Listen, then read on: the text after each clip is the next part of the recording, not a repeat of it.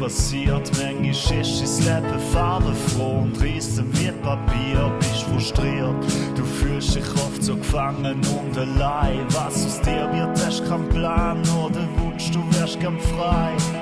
Du wärst gern frei wie ein Vogel, der fliegt. Und gern frei von allem, wo dich belügt.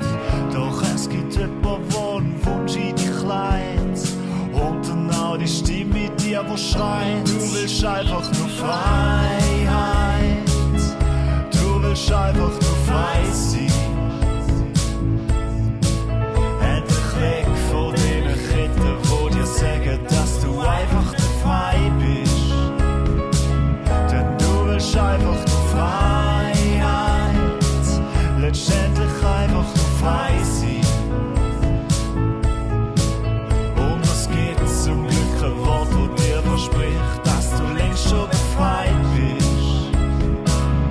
Dass du frei bist. Geld, Ruhm, Eigentum, Haus am Strand mit eigenem Pool. Haufen Freunde habe ich kaum. Wer kann mir Freiheit geben? Schlechter Job, fast bankrott, Depression, das Leben stoppt. Jedes Los ist nur ein Flop. Ich möchte die Freiheit sehen. Jeder Tag ist hart, kein Chancentag verplant. Hast keine Pause, denn der Stress drückt dir aufs Gaspedal. Immer volle Fahrt, doch leider nur den Berg durchab. Fühlt sich alles nicht grad schön oder nach Freiheit an. Du wirst gern frei sein, frei von dem Stress. Und gern frei von allem, wo dich verletzt.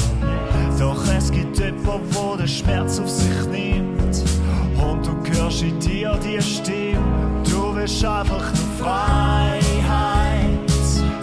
Du willst einfach nur frei sein.